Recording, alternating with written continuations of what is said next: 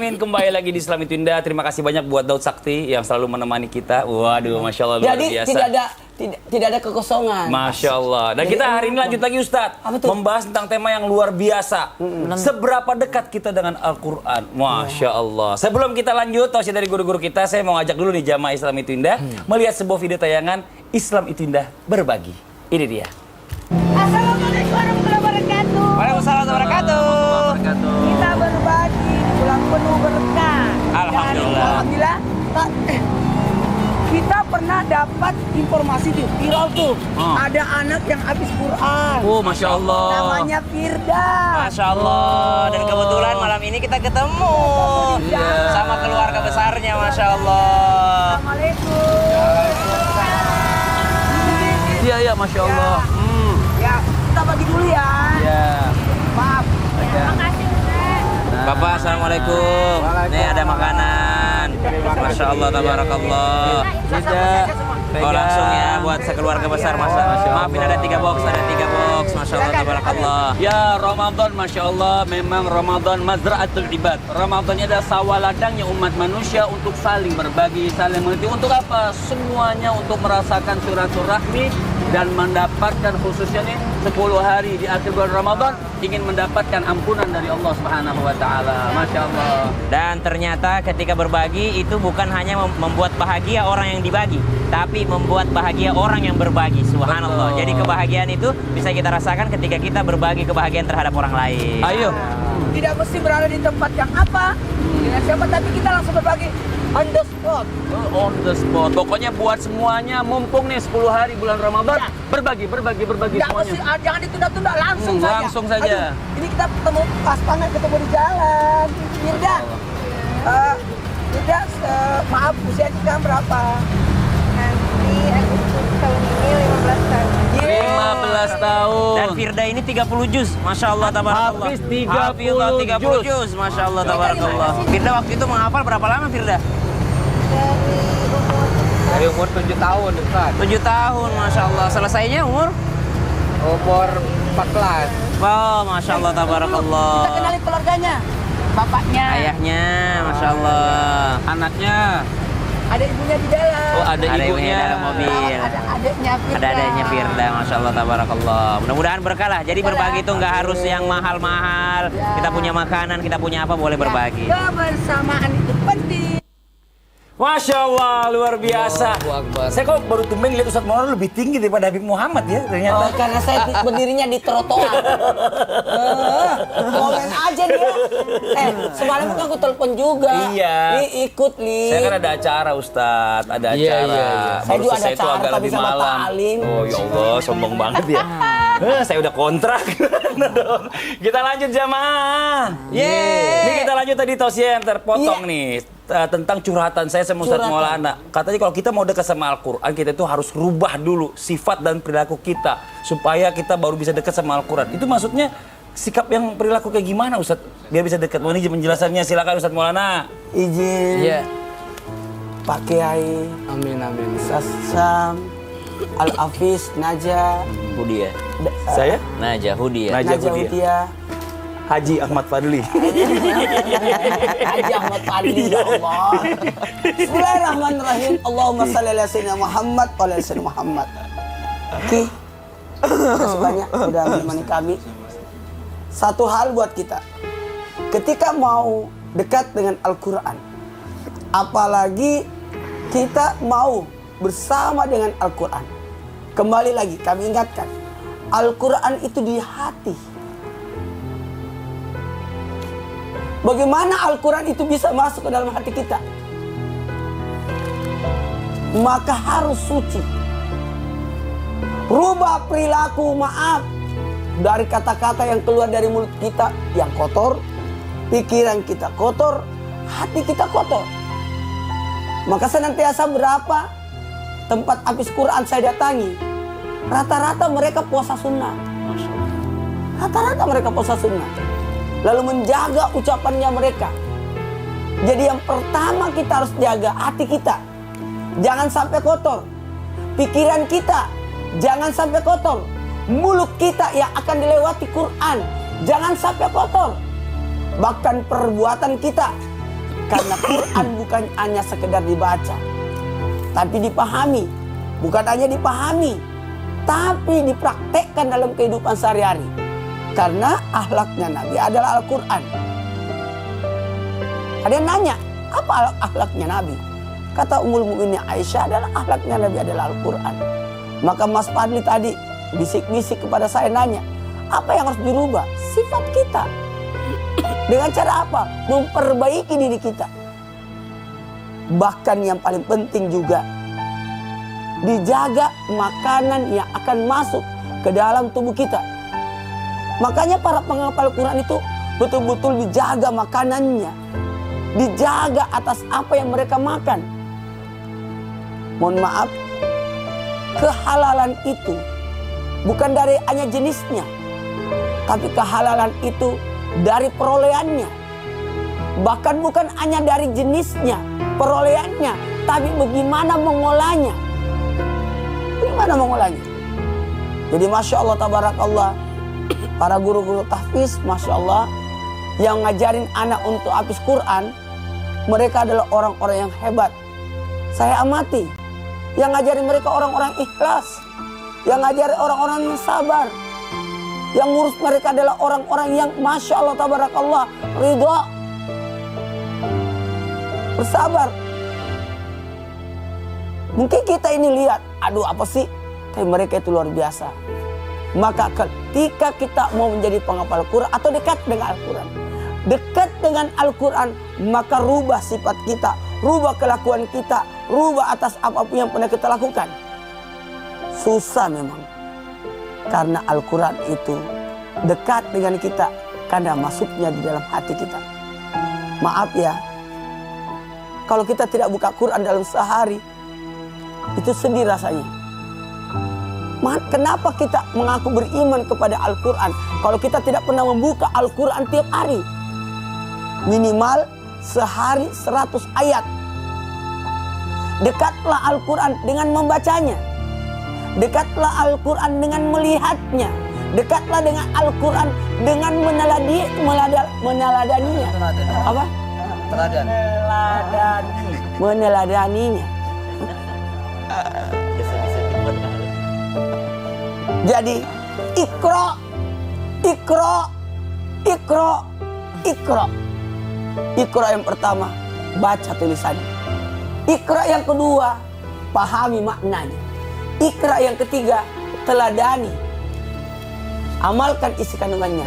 Dan Iqra yang keempat adalah cintailah Al-Quran. Masya Allah. Terima kasih banyak. Tadi saya mau nilai 10, kurang sekarang 9,5. Tadi soalnya ada yang nggak bisa. Meneladani.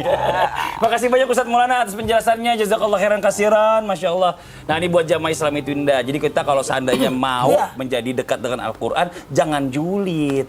Oh julid susah. Iya. Bersihkan pikiran, bersihkan mulut, bersihkan hati. Masya Allah luar biasa. Kayak senjata makan tuan ya. Kita lanjut ya Ustadz ya. Jamaah. Yeay. Masya Allah. Nah ini bagaimana caranya orang tua nih Pak Kiai? Iya. Orang tua agar anak kita ini bisa dekat dan memahami Al-Quran. Walaupun kita nih sebagai orang tuanya ini, mohon izin sebelumnya Pak Kiai, ilmu dan juga dalam membaca dan memahami Al-Quran ini kurang Pak Kiai. Bagaimana caranya? Fadhol Pak Kiai penjelasannya. Ya Kak Fadli, Kiai Maulana ya, Kiai Syam, Ustadz Najah, pemirsa Indonesia, bahwa orang tua itu atau guru sebagai contoh suri tauladan buat anak-anaknya bahkan murid-muridnya. Ada Ki Hajar Dewantoro mengatakan bahwa tutsuri handayani ing madiu bangun karso ingarso sung toldo. Ingarso sung tolodo ing madiu mangkerso tutsuri handayani. Depan anak berikan contoh orang tua yang baik walaupun mereka terbatas, keterbatasan ilmunya. Anak maju menghafal Al-Quran, berikan semangat. Itulah fungsi orang tua atau guru di sekolah. Kalau anak-anak pada mundur, silakan beri dorongan, semangat atau dorongan supaya anak itu bisa menghafal daripada statement ayat-ayat Al-Quran. Awalu wajibin al insan ma'rifatul ilahi bistiqon. Kewajiban orang tua, kewajiban papa dan mama, aba dan umi terhadap anak itu, terutama yang baru lahir. Kenalkan kepada ayat-ayat suci Al-Quran. Kenalkan dulu kepada Allah yang dikatakan subut ainududul akidah, kemantapan ideologi terhadap Al-Quran itu sendiri. Saudaraku pemirsa yang dirahmati Allah Subhanahu wa taala. Ternyata kalau kita memberikan ilustrasi gambaran, kita berikan ayat-ayat yang pendek saja kita baca depan anak yang masih kecil atau anak yang baru lahir supaya terbiasa, supaya terdengar daripada alunan Quran sejak dini, sejak kecil sampai besar. Dan berikanlah satu contoh yang baik atau berikan ilustrasi juga bahwa Al-Quran ini akan jadi penolong kita kepada anak-anak kita. Nanti pas dewasa, nanti ditanya an umri fi ma'afna. Kenapa umur kamu sayang anakku manis? Kamu enggak amalkan dengan Al-Quran dengan sebaik-baiknya? Bagaimana anak bisa mengamalkan Al-Quran kalau bapak ibunya tidak pernah membaca Al-Quran? Wa ansababihi fi ma'ablah, masa muda juga ditanya oleh Allah, kenapa kau hancurkan, kau tak pernah alunkan yang dikatakan nawiru buyutakum bisolah wa tilawatil Quran. Terangilah rumahmu dengan pembacaan ayat-ayat suci Al-Quranul Karim. Nah, oleh karena itu, mari sama-sama cintailah Al-Quran dengan sebaik-baiknya.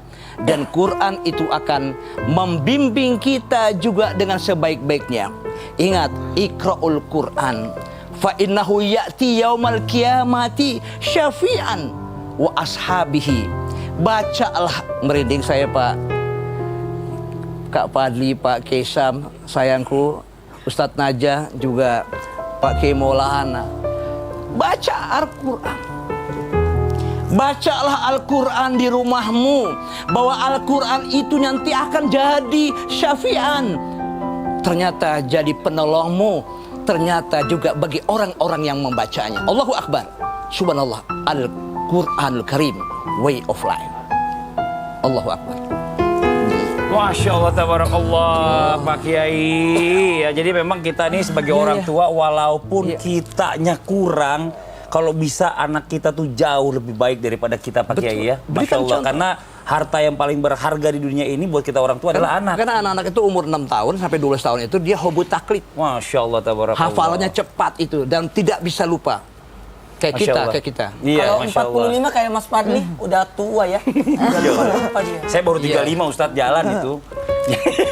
Ya, kita lanjut buat jamaah Islam itu yang ada di rumah ini, Masya Allah. Selanjutnya kita akan mendengarkan sambung ayat ini, Masya Allah, yang pengen banget kita dengerin hari ini bersama Ustadz Syam dan juga Ustadz Najah. Masya Allah, silakan Ustadz Syam dan Najah. A'udzu billahi minasyaitonir rajim. Inna nahnu nazzalna dzikra wa inna lahu lahafizun.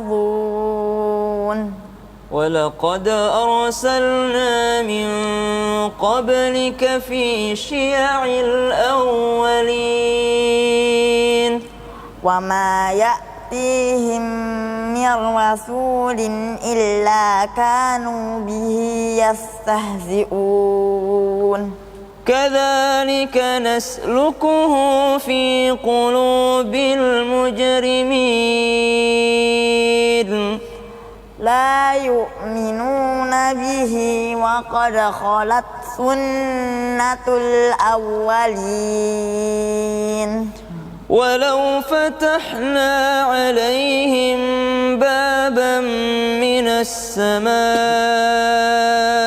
فظلوا فيه يعرجون لقالوا إنما سكرت أبصارنا بل نحن قوم مسحورون Sadaqallahul azim. Allahumma arhamna bil Quran. Masya Allah. Tugas kita sebenarnya dari ayat 9 sampai ayat 13. Tapi kita terusin sampai ayat 15, Masya Allah. Karena pembahasannya sampai di ayat 15. Alhamdulillah ala kulli hal. Di mana Allah Subhanahu wa Ta'ala menjelaskan sendiri bahwa inna nahnu nazzalna dzikra wa inna lahu lahafizun. Kalau bisa terjemahannya aja.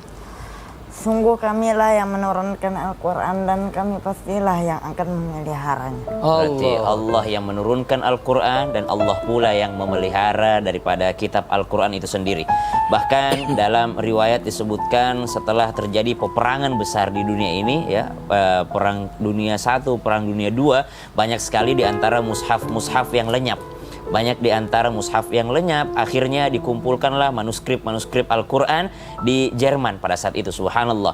Dan dari beberapa manuskrip ini dibuktikan bahwasanya tidak ada satupun kata, baris yang berubah daripada Al-Quran ini, dari hurufnya. Bahkan setelah mushaf itu hilang, sempat hilang, hancur karena peperangan, namun karena banyaknya yang menjaga Al-Quran, banyaknya hufal, ya, hafil Al-Quran, penghafal Al-Quran seperti Najah, Masya Allah, tabarakallah, sehingga originalitas Al-Quran tetap terjaga karena Allah Subhanahu wa Ta'ala yang menjaga Al-Quran itu sendiri, subhanallah.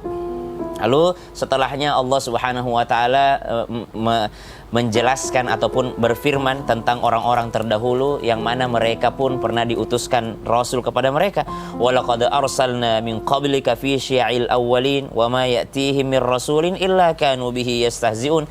Akan tetapi mereka kerjaannya, subhanallah, orang-orang terdahulu yang ditegur sama Allah Subhanahu wa Ta'ala, yang disinggung sama Allah Subhanahu wa Ta'ala. Allah tidak menyalahkan kitab mereka, Allah tidak menyalahkan ajarannya, karena memang ajaran dari Allah Subhanahu wa Ta'ala. Tapi yang disalahkan adalah orang-orangnya, yang mana telah datang rasul terhadap mereka, tapi hobi mereka adalah mengolok-olok daripada ajaran tersebut, subhanallah. Maka ini adalah pelajaran bagi kita. Al-Quran sudah dijaga sama Allah, cuma masih ada orang-orang yang ternyata tidak mengambil pelajaran daripada Al-Quran itu sendiri. Wallahu ta'ala alam, sadaqallahul azim. Allahumma arhamna bil Quran. Terima kasih banyak. Sama-sama. Ustaz Syab, Najah, Pak Kiai, Ustadz Maulana. Ya. Iklan yuk. Buat jamaah di rumah, jangan kemana-mana. Setelah ini kita masih punya pembahasan yang lebih seru lagi. Jadi jangan pindah channel, tetap di Islam Itu Indah. Jamaah, oh jamaah, alhamdulillah. Mana sih?